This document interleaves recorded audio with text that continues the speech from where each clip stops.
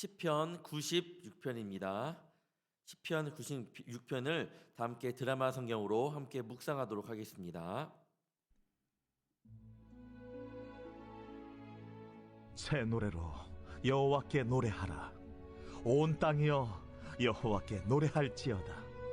여호와께 노래하여 그의 이름을 송축하며 그의 구원을 날마다 전파할지어다. 그의 영광을 백성들 가운데에, 그의 기이한 행적을 만민 가운데에 선포할지어다. 여호와는 위대하시니 지극히 찬양할 것이요 모든 신들보다 경외할 것이며, 만국의 모든 신들은 우상들이지만 여호와께서는 하늘을 지으셨음이로다. 존귀와 위엄이 그의 앞에 있으며 능력과 아름다움이 그의 성소에 있도다. 만국의 족속들아, 영광과 권능을 여호와께 돌릴지어다. 여호와께 돌릴지어다. 여호와의 이름에 합당한 영광을 그에게 돌릴지어다. 예물을 들고 그의 궁정에 들어갈지어다. 아름답고 거룩한 것으로 여호와께 예배할지어다. 온 땅이여 그 앞에서 떨지어다. 모든 나라 가운데서 이르기를 여호와께서 다스리시니 세계가 굳게 서고 흔들리지 않으리라. 그가 만민을 공평하게 심판하시리라 할지로다. 하늘은 기뻐하고 땅은 즐거워하며 바다와 거기에 충만한 것이 외치고 밭과 그 가운데 있는 모든 것은 즐거워할지로다. 그때 숲의 모든 나무들이 여호와 앞에서 즐거이 노래하리니 그가 임하시되 땅을 심판하러 임하실 것임이라. 그가 의로 세계를 심판하시며 그의 진실하심으로 백성을 심판하시리로다. 아멘. 오늘도 새벽을 깨워 주의 성전에 나온 우리 성도님들을 환영하고 축복합니다. 오늘의 말씀의 주제는요, 여호와께 노래할지어다 라는 주제를 가지고 함께 말씀을 나누도록 하겠습니다.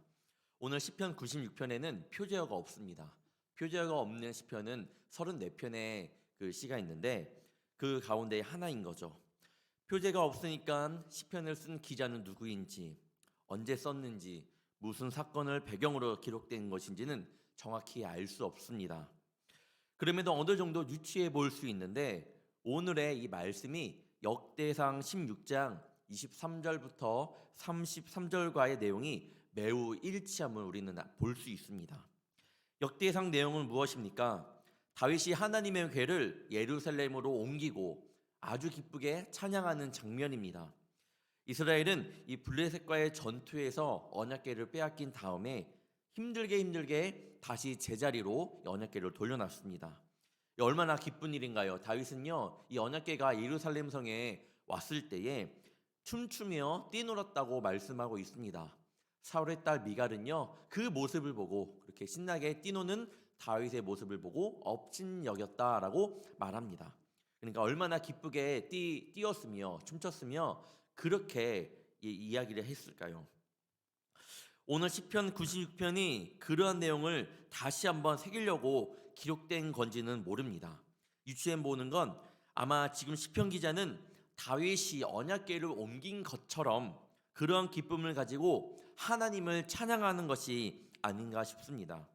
하나님은 어떠한 이유로 오늘 본문의 표제를 기록하지 않았는지 생각해 보면서 본문을 살펴보도록 하겠습니다.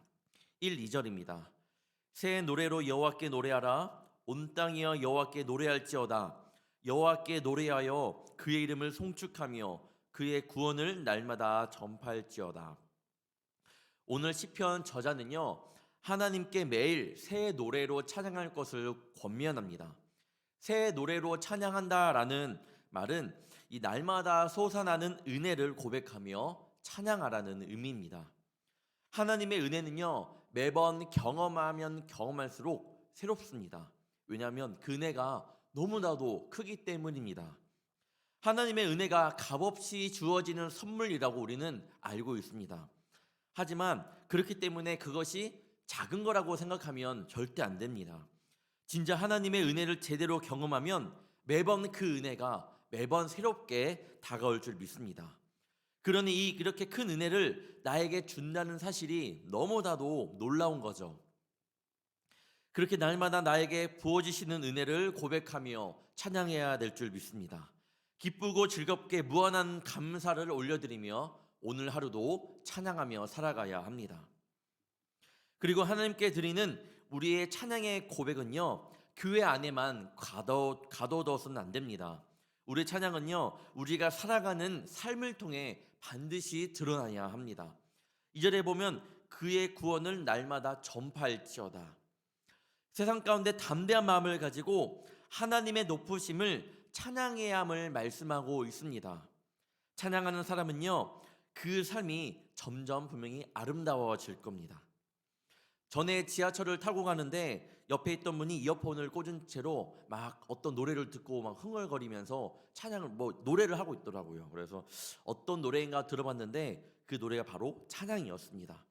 그때 그 상황이 제가 많이 좀 지쳐있던 상황이었는데 옆에 있던 그 사람의 조그맣게 흘러나오는 찬양을 통해서 그 사람이 조곤조곤 이제 말하는 그런 찬양의 그 가사를 통해서 굉장히 힘이 났습니다. 그리고 삶 속에서도 이렇게 하나님을 찬양하는 사람이 있구나라는 이 사실 하나만으로도 굉장히 힘이 되었던 시간이었습니다. 또 다시 시인은 세상에게 명령합니다. 이번에는 만민들 가운데 하나님의 영광과 기적을 선포하라고 말씀합니다. 3절입니다. 그의 영광을 백성들 가운데에 그의 기이한 행적을 만민 가운데에 선포할지어다. 하나님을 믿으면 기적이 일어나나요? 여러분의 삶 속에서 죽은 자가 일어나고 그런가요? 사실 내 주변 환경이 내가 믿는다고 해서, 내 믿음이 갑자기 생겼다고 해서, 내 믿음이 성숙되었다고 해서 내 주변 환경이 막 달라지는 것은 아닙니다. 어쩌면 더 하나님을 믿음으로 세상 가운데 제약이 생기게 되어 나의 삶이 힘들어질 수 있겠죠. 그런데 하나님을 믿으면 기적이 일어납니다. 어떤 기적인가요? 내 모습이 변하게 됩니다. 나의 믿음을 공격하더라도 무섭지가 않습니다. 두렵지가 않습니다.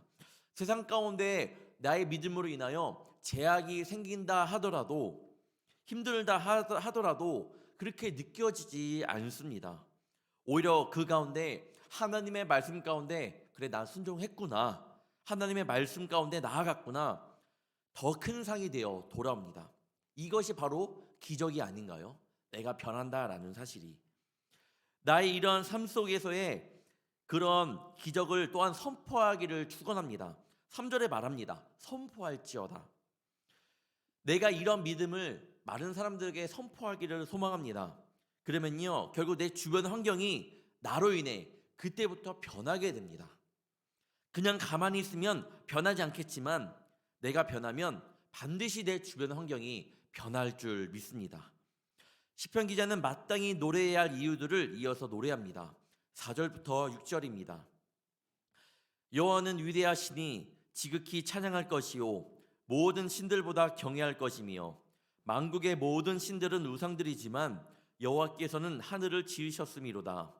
존귀와 위엄이 그의 앞에 있으며 능력과 아름다움이 그의 성소에 있도다. 고대 근동에는 많은 우상들이 있었습니다. 우리 성도님들이 아시는 것처럼 바알도 있었고 아세라도 있었고 마르둑 같은 그런 신들이 있었죠. 선지자 이사야는 이들을 가리켜 사람이 금이나 은을 부어 만든 우상이라고 규정하였습니다. 사람이 필요에 따라 만든 신들과는 달리 여호와 하나님만이 이 세상을 창조하신 유일한 여호와 한 분뿐임을 우리는 고백할 줄 알아야 됩니다. 이 사실 하나만으로도 노래의 이유가, 우리가 하나님께 찬양하는 이유가 되어야 합니다. 우리 주변에는 참 우상이 많습니다. 이사야의 말씀처럼 꼭 무언가를 만들어야지만 우상은 아닙니다. 하나님보다 더 우선시하는 것이 있다면 당연히 이 모든 것이 우상이겠죠. 다들 아실 겁니다. 그런데 우리는 알게 모르게 그러한 우상에게 고개를 숙일 때가 굉장히 많습니다. 돈이라는 우상, 음란이라는 우상, 미디어라는 우상, 권력이라는 우상, 때로는 내가 직장 안에서 그 관계 때문에 승진을 해야 되기 때문에 하나님의 뜻을 저버려야 되는 그런 일들이 많습니다. 때로는 자녀라는 것에 이 몽매여서 자녀가 우상이 될 때도 있습니다. 사실 바알, 아세라, 마르둑도 특징이 있었습니다. 풍요와 음란이라는 것이었죠. 이런 것들이 말만 바뀌었을 뿐인지 사실 우리 곁에는 지금 바알과 아세라, 마르둑 같은 그 우상들이 존재하고 있습니다. 이길 수 있는 방법이 무엇인가요? 나의 생각과 나의 경험 절대로 아닙니다. 여러분들이 그동안 신앙생활을 해온 신앙의 연수도 결코 아닙니다. 그보다 위에 계신 하나님을 바라보아야 합니다. 그리고 이 땅 가운데 보내어 주신 독생자 그 예수님을 내 마음 가운데 모셔야 합니다. 그분만을 찬양해야 합니다. 오늘 하루 모든 것보다 위에 계신 하나님을 찬양하기를 바랍니다. 그렇다면 출퇴근길에서나 집에서 청소나 설거지를 하실 때나 찬양을 들으면서 또한 같이 찬양을 부르면서 새 힘을 얻으셔야 합니다. 오늘 하루 기쁘게 주님을 찬양하며 나아가기를 간절히 바랍니다. 7절과 8절의 상반절까지 보겠습니다. 만국의 족속들아 영광과 권능을 여호와께 돌릴지어다. 여호와께 돌릴지어다. 여호와의 이름에 합당한 영광을 그에게 돌릴지어다. 7절과 8절 상반절에서는 여호와께 돌릴지어다라는 명령이 3번 반복되어 그 운율을 이끌어내고 있습니다. 그런데 새번역 7절에서는요 돌릴지어라를 이렇게 표현합니다. 7절 새번역을 읽어드리겠습니다. 만방의 민족들아 주를 찬양하여라. 주의 영광과 권능을 찬양하여라. 돌릴지어다라를 찬양하여라 라고 말하고 있습니다. 그 다음 말씀을 보면 찬양을 올려드리는 방법과 그 내용들을 노래하고 있습니다. 8절 하반절과 9절을 말씀드리겠습니다. 예물을 들고 그의 궁정에 들어갈지어다. 아름답고 거룩한 것으로 여호와께 예배할지어다. 온 땅이여 그 앞에서 떨지어다. 피조물인 우리가 하나님께 그의 이름에 합당한 영광과 권능을 올려드리는 방법은 바로 찬양입니다. 찬양할지어다. 그리고 찬양을 드리는 최선의 방법이 또 있는데 바로 예배입니다. 함께 모여 겸손한 마음으로 기도하며 정성을 다해 예물을 준비하며 온 매물체를 단정히 하여 신령과 진정으로 드리는 경건한 예배야말로 참된 영광과 존귀를 드리는 최고의 방법인 줄 믿습니다. 그리고 그 앞에 설 때에는 9절 말씀에 그 앞에 떨지어다 의 말씀에서 알 수 있듯이 거룩한 마음으로 서야 합니다. 예배는요 경건한 마음을 가지고 나와야 합니다. 그 마음이 더 예배를 예배답게 하며 주님 앞에 칭찬받는 모습인 줄 믿습니다. 10절을 보겠습니다. 모든 나라 가운데서 이르기를 여호와께서 다스리시니 세계가 굳게 서고 흔들리지 않으리라. 그가 만민을 공평하게 심판하시리라 할지로다. 스스로 만들어낸 우상의 종로로 타는 모든 이들에게 하나님께서는 온 세계를 통치하고 그분의 통치와 안전함과 판결의 공의로움을 선포할 것을 명령하고 있습니다. 주님을 전하는 것 바로 명령입니다. 예수님을 알지 못하는 이 불신자들에게도 주님을 전하는 것은 명령입니다. 주님을 찬양하라고 말하는 것은 주님의 명령입니다. 요즘 우리의 신앙은요 나만의 신앙만 되어가고 있습니다. 내 믿음이 굳건한 반석 위에 섰다면 그렇지 못한 사람들을 위해 외칠 줄 알아야 되는데 그렇지 못한 모습이 참으로 많습니다.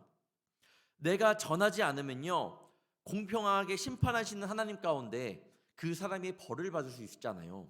우리는 그런 국률함을 가져야 합니다. 또한 내가 전하지 않으면 내가 전할 수 있었음에도 불구하고 전하지 않음에 대한 징계를 나를 통해 주님께서 내려질 수 있음을 기억하기를 바랍니다. 하나님께서는요 우리에게 분명한 선물을 주셨습니다. 또한 달란트 또한 주셨습니다. 달란트의 비유 아시죠? 2달란트와 5달란트를 받은 종은 각각 2달란트와 5달란트를 더 남겼습니다. 하지만 1달란트를 받은 종은 그대로 드렸잖아요. 자신이 받은 달란트를 잊어버리지는 않았지만 그 달란트를 사용하지 않음에 게으르고 악한 종이라고 평가하고 있습니다. 그런 종으로 낙인 찍히고 말았습니다. 남을 배려한다는 생각을 가지고 전도를 하지 못합니다. 남이 부담을 가질까봐 하나님의 말씀을 전하지 못합니다. 그 사람이 어떻게 되든 그래서 내 믿음만 챙깁니다. 하지만 왜 예수님께서 이 땅 가운데 오셨는지 다시 한번 생각하기를 바랍니다. 거룩한 부담감을 때로는 가지고 주님을 전하는 저와 여러분이 되기를 간절히 소망합니다. 마지막으로 시인의 찬양은 마치 장엄한 교향곡처럼 온갖 만물과 함께 연주됩니다. 하늘과 땅, 바다의 모든 생물, 그 소산들, 숲의 모든 나무까지 함께 하나님을 찬양하며 즐거이 노래합니다. 그리고 정의와 진실로 세상을 심판하실 주님을 소망하며 찬양합니다. 11절부터 13절입니다. 하늘은 기뻐하고 땅은 즐거워하며 바다와 거기에 충만한 것이 외치고 바깥 그 가운데 있는 모든 것은 즐거워할지로다. 그때 숲의 모든 나무들이 여호와 앞에서 즐거이 노래하리니 그가 임하시되 땅을 심판하러 임하실 것임이라. 그가 의로 세계를 심판하시며 그의 진실하심으로 백성을 심판하시리로다. 찬양하는 하나님의 백성들은 그날을 소망하며 기다릴 줄 알아야 합니다. 그 날이 소망 가운데 기다려져야 합니다. 언제 오실지는 모르지만 하나님께서 이 땅을 심판하러 오실 때에는 반드시 그날이 우리에게는 소망이 되어야 합니다. 누구에게는 그 날이 멸망의 날이 될 수 있습니다. 우리에게는 하지만 그 날이 반드시 소망의 날이 되어야 될 줄 믿습니다. 찬양이 넘치는 날이 되어야 합니다. 그러기 위해서는 사랑하는 성도 여러분, 여러분의 삶 가운데 찬양이 끊이지 않기를 축복합니다. 그 찬양을 많은 이들에게 선포할 줄 아는 그런 자녀로 서기를 축복합니다. 무엇보다 이 땅 가운데에서 세상의 것들은 반드시 지나감을 알며 그곳에 마음을 빼앗기지 않고 나를 위하여 십자가에 흘리신 보혈을 흘리신 그 십자가에서 보혈을 흘리신 그 예수님만을 기억하며 찬양하며 나아가기를 주님의 이름으로 축원합니다. 노 타이틀, 예술작품의 제목이나 저자를 기록하지 않는 경우가 있습니다. 이는 제목이 무엇인지 저자가 누구인지 모를 때도 있겠지만 때로는 독자의 생각과 독자의 느낌이 제목이 될 수 있고 또 독자가 저자가 될 수 있음을 의미하는 본 저자의 무언가의 메시지일 수도 있습니다. 오늘 시편 96편 표제가 없습니다. 어쩌면 하나님께서는요, 이 시편을 보고 묵상하고 말씀을 듣는 우리가 모든 이들이 시편의 기자가 되고 또 그들의 삶이 제목이 되기를 기대하고 계신 것은 아닐지 생각해 봅니다. 오늘 말씀을 통해 느꼈던 모든 것들, 그것이 오늘 표제어가 될 것 같습니다. 보다 분명한 것은 이제 우리의 삶에 주님을 향한 새 노래만이 불러져야 한다는 겁니다. 처음에 서두에 말씀을 들었다시피 하나님의 은혜를 늘 새롭게 경험해야 될 줄 믿습니다. 이 은혜는요, 매번 주어지는 것이기 때문에 낡은 것이 아니라, 전에 있던 은혜를 부어주시는 것이 아니라 하나님께서 우리에게 주시는 은혜는요, 날마다 새롭고 새로운 은혜입니다. 여러분의 삶 속에 세상의 노래가 아닌 하나님을 찬양하는 그런 기쁨만이 있기를 간절히 소망하고, 그 가운데에 하나님께서 부어주시는 새로운 은혜가 오늘 하루 여러분 삶 가운데 가득 임하기를 주님의 이름으로 축원합니다. 기도하겠습니다. 하나님, 우리를 이 땅 가운데 창조하신 이유는 주님께 찬송과 영광을 올려드리기 위함입니다. 혹여나 우리가 하나님의 창조의 목적을 잊고 살고 있다면 돌이키게 하시며 다시금 우리가 주님을 찬양하는 자녀로 서게 하여 주시옵소서. 하나님께서 창조하신 우리가 하나님을 찬양하는 것은 마땅한 일입니다. 구원받은 우리가 구세주를 찬양하는 것이 합당한 일임을 압니다. 평생을 사는 가운데 잊지 않게 하시며 또한 주님을 향한 찬양이 끊이지 않게 하여 주시옵소서. 주님께서 마음과 정성을 다하여 심어주신 자리에서 새 노래를 부르게 하옵시며 매 순간 주님과 동행하며 주님을 증거하며 다른 누군가에게 주님을 전하는 삶을 살게 하여 주시옵소서. 오늘도 귀한 1,000번째 예물을 드렸습니다. 이 예물을 주님께서 받아주시며 주님께 드리는 이 마음의 고백을 기억하여 주사 하나님 안에 그 삶의 주인이 되어 주시며 다스려 주시옵소서. 이 기도 제목대로 주님께서 받아주시고 또한 늘 주님을 찾을 때에 찾게 하여 주시고 그로 인하여 막힌 담이 허물어지며 감사가 차고 넘쳐 살아계신 하나님의 은혜를 더욱더 경험하는 그의 가정과 자녀들과 손주들이 될 수 있도록 도와주시옵소서. 주님, 사순절을 보내고 있습니다. 십자가의 능력을 매일매일 묵상하며 나아갑니다. 나에게 새 힘을 허락하여 주시며 이 십자가의 능력으로 말미암아 감사가 차고 넘치게 하여 주시옵소서. 찬양의 고백이 풍성해지게 하여 주시고 그럴 수 없는 곳이랄지라도 그곳 가운데에서 더욱 예수 믿는 자녀로 주님을 더욱더 찬양하는 자녀로 서가는 시간들이 되게 하여 주시옵소서. 오늘도 주님 앞에 순종하며 그의 마음 그리고 마음껏 찬양하는 하루가 되기를 원합니다. 주님께서 그 가운데 은혜를 베풀어 주시며 오늘 하루도 주님께서 베풀어 주시는 그 은혜를 가지고 살아가게 하여 주시옵소서. 감사하며 이 모든 말씀 예수님의 이름으로 간절히 기도옵나이다. 아멘.